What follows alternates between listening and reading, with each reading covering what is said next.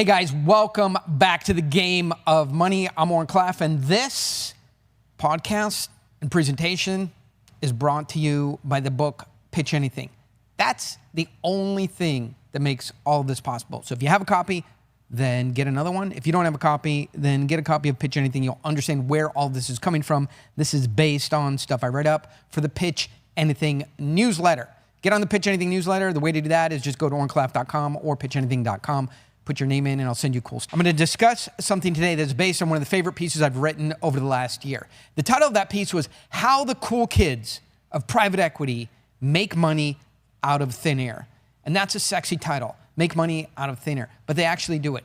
There's a private equity class that prints money while you are barbecuing and watching fireworks on July 4th, and they're just out there making it happen. So what's inside today's talk, right? Well, first of all, I want to tell you about my beautiful wife, Amalia, and how she has recently rejected my love and attention and affections, and that is very painful. But I'm going to share it with you here quickly. Obviously, there's a twist to that. This is not a marriage counseling show.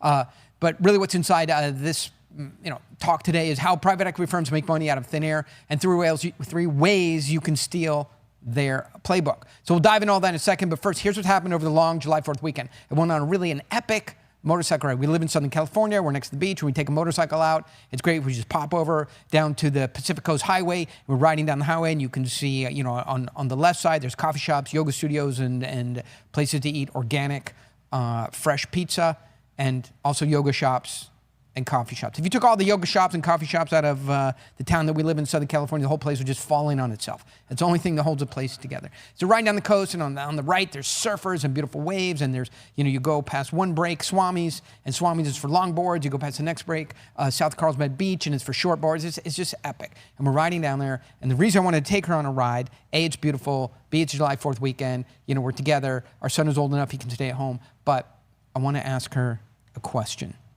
And so we're already married, so I'll need to ask that question. That's a totally different story. That's really interesting, but that's not the story for today. But the question I ask her is, we pull over at Swami's, we take our helmets off, I look in her eyes, and I say, Sugar,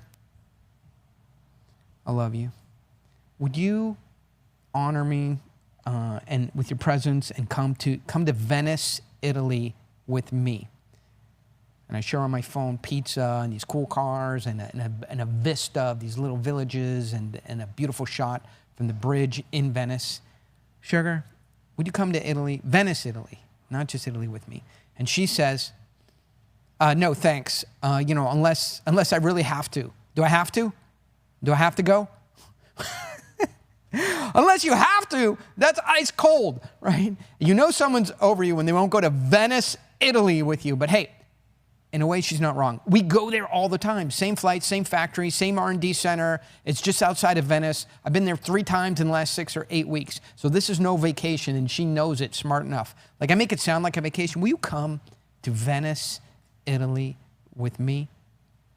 I make it sound romantic, but she knows what happens when we get there. We go to the factory, we do R&D, we take meetings. Yeah, we get out to a dinner, but the dinner usually has, one of the engineering guys with it or one of the executives with it from my R&D center. Why I have an R&D center, if you click below, wherever this shows up, you'll find the links to what I do in Italy, what my R&D center does there, and what we're up to. But she knows it's clickbait. There's no vacation on the other end. So yeah, I'm flying out tomorrow alone. No Amalia with me.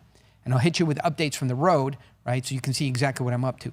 But for the rest of this week's presentation, let's get into some juicy private equity cheat codes, right? What are the cool private equity kids up to, and how do they print money outside of a game that you're familiar with? Well, they run, for a perfect example, $1 trillion shell game, right? And you and I are on the outside looking in, but I'm going to show you, a portal into seeing what private equity guys do to make money. So the business press has been going bananas over Bitcoin and the tariffs. Like, we paying tariff from Italy.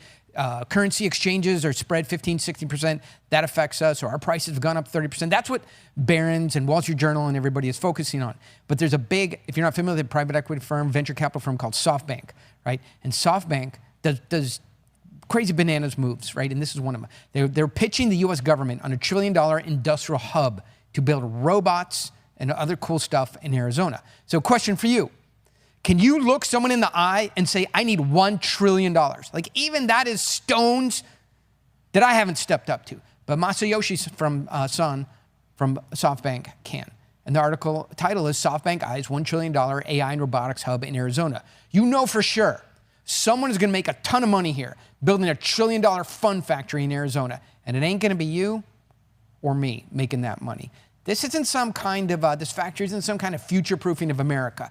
This is a financial shell game. And unless you know how the shell magic is done, then you don't see how the money is getting printed by other people. Let's dig in.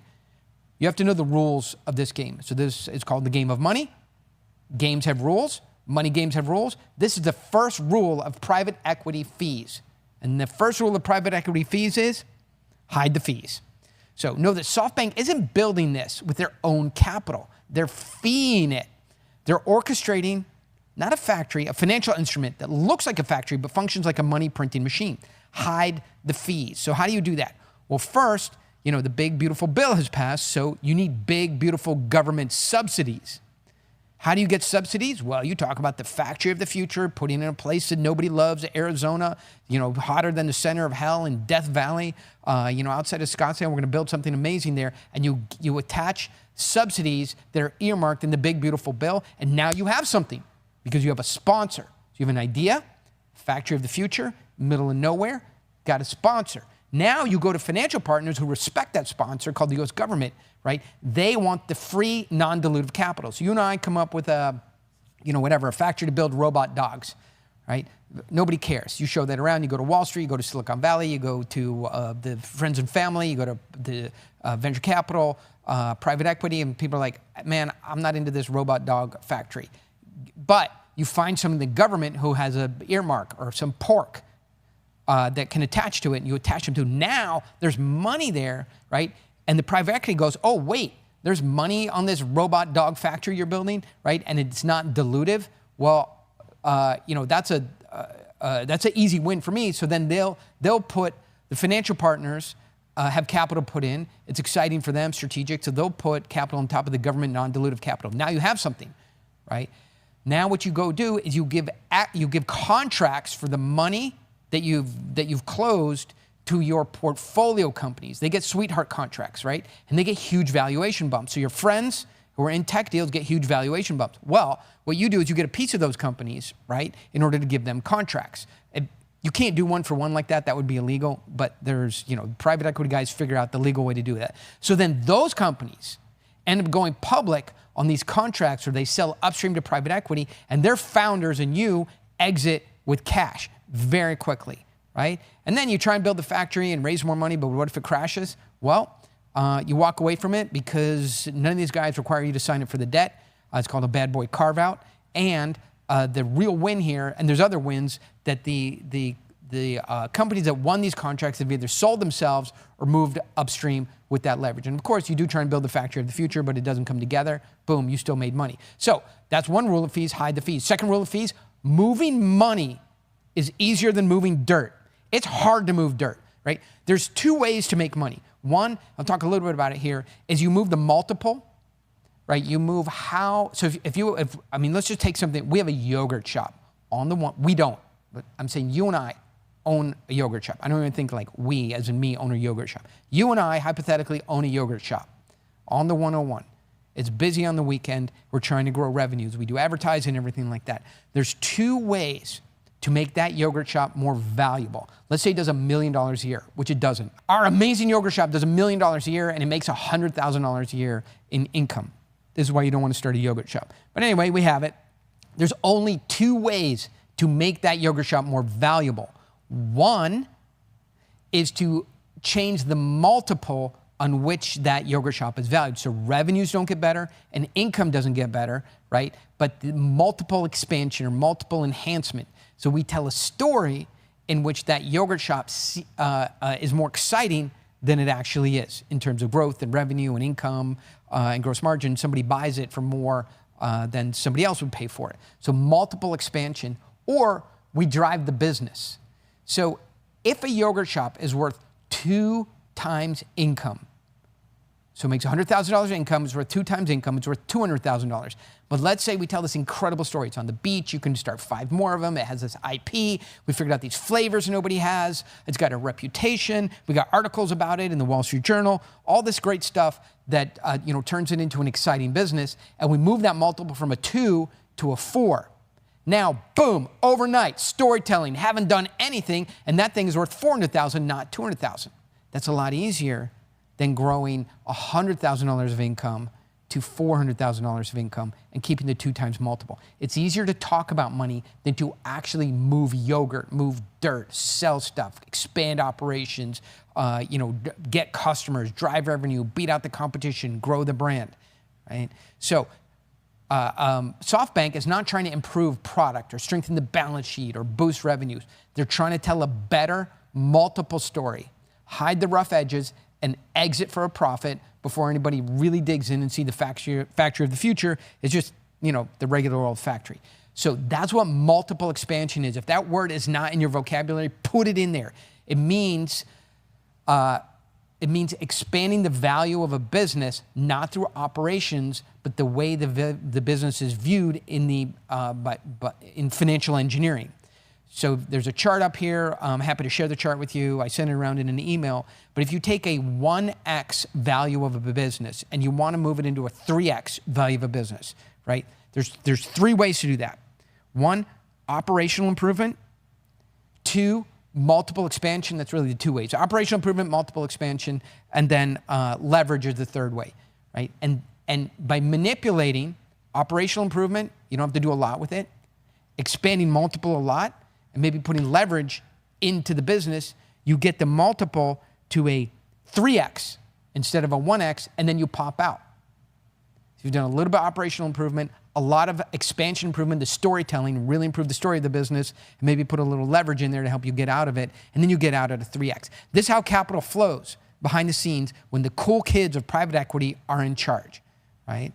In this case, I'm talking about the Arizona robot factory, right? The first step in that factory is come up with a crazy cool idea. Then you get the sugar daddy, like the US government, to buy your factory of the future story.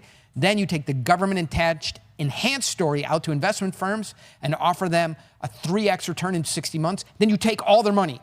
No matter what they offer you, you take it.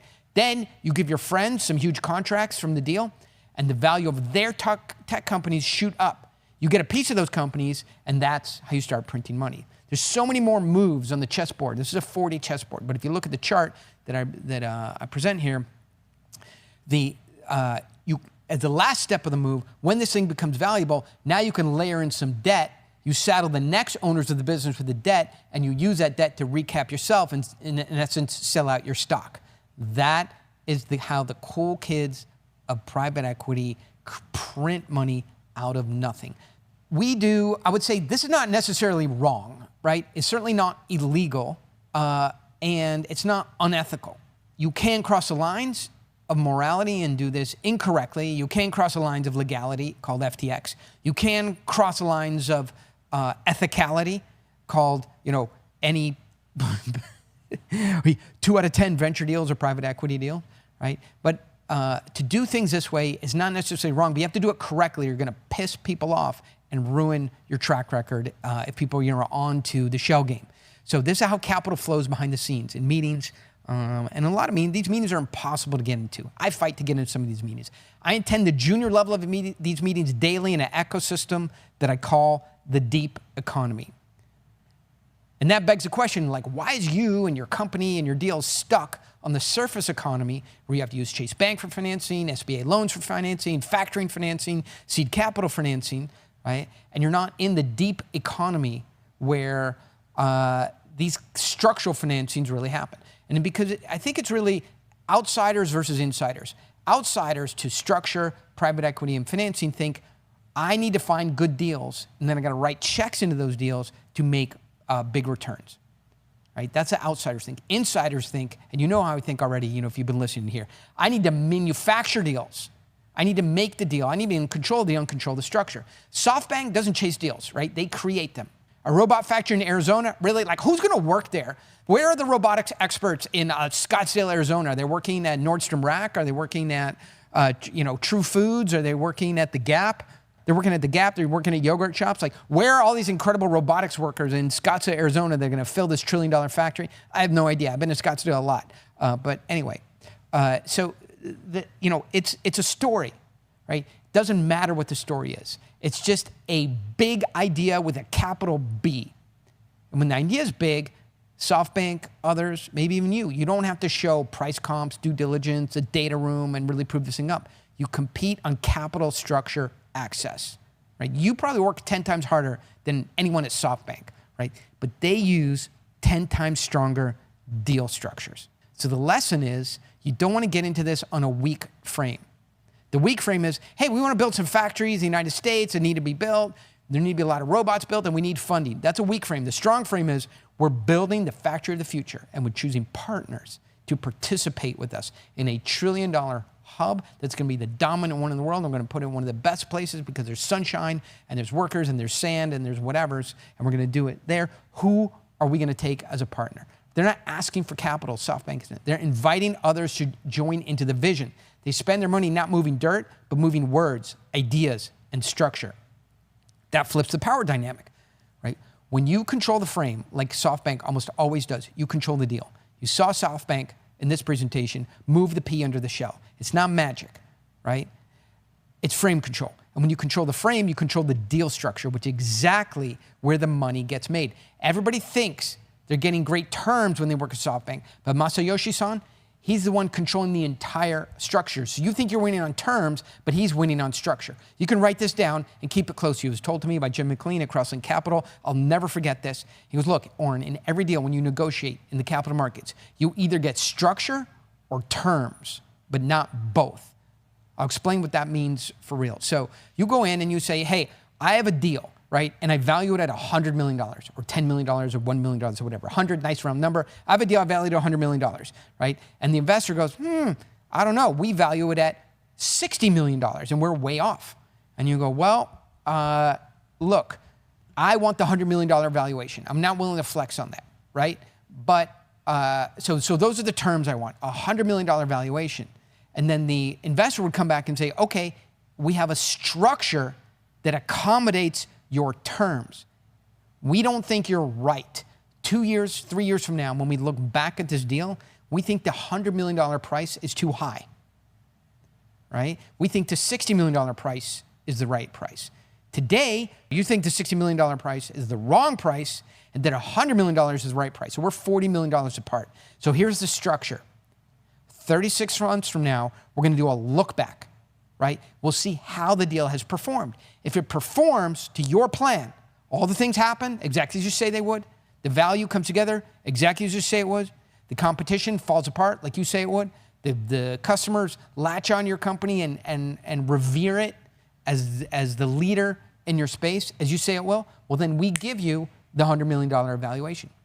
But if things go like we think it's going to go, slower, you're going to get less money, there's going to be more competition, the price of your products and services is going to be less. It goes the way we think it's going to go, and $60 million turned out to be the right price, will we revert to that price? So we don't know if it's $60 million or $100 million, right? We'll give you the $100 million, but structurally we do a look back, and if you don't hit all of your milestones, then we revert back to the correct price, $60 million. That's structure. In deal making, in corporate finance, in negotiating these deals, you either get structure or terms, but not both. And that's the lesson of the SoftBank deal, the $1 trillion private equity game, the Masayoshi-san factory of the future, building robot dogs in the middle of Arizona desert, is that they own the structure and everybody else is focused on the terms. That's what happens in the deep economy, deal structure. If you're ready to get off the surface economy, like if you're tired of being shut out of the best capital structures in the deals, you probably now is the time with so much ChatGPT and everything on YouTube and availability of people that you never had before, you can go much deeper into the deeper economy, get much more visibility on it. When you hear a term you don't understand, ChatGPT can explain it to you. Yen carry trade, you know what that is? No? Well, you don't need to take a course at Harvard University like everybody else has had to do for the last 100 years to learn what a yen carry trade is. You just put in ChatGPT and it can educate you on it and how to execute it and get really smart with the AI. That's going to allow you to get off the surface economy into the deep economy. So you can learn from ChatGPT what all this stuff is, what the terms are, how it works. But to know, but to not yet have done is to not yet know. So if you want to see how it all works in real time, if you want to watch how I structure capital like an insider, if you want to build relationships inside my network that generate capital and deal flow, if you want to get deals to flow to you instead of you chasing them, then let's find some way to be involved. There's a link below. Get involved with me. It's super easy. You can go to orenclaff.com. You can go to pitchanything.com. Either one of those. Just put your name in. We'll get connected, and I'll try to find a way to let you in to the deep economy. The deals that you want to be in are already underway and being structured. Will you be inside this flow of deal, or will you just be watching them on CNBC or the evening news when they come out? I think that's a real decision that you have to ask yourself. All right, get in touch with me, and we'll figure out how to get you inside the deep economy. Again, this is sponsored by the book, Pitch Anything. If you already have a copy, get another one. If you don't, jump in there right now, and you'll understand more of this more deeply with that asset or that book in your inventory of knowledge. All right, I'll see you next time on The Game of Money.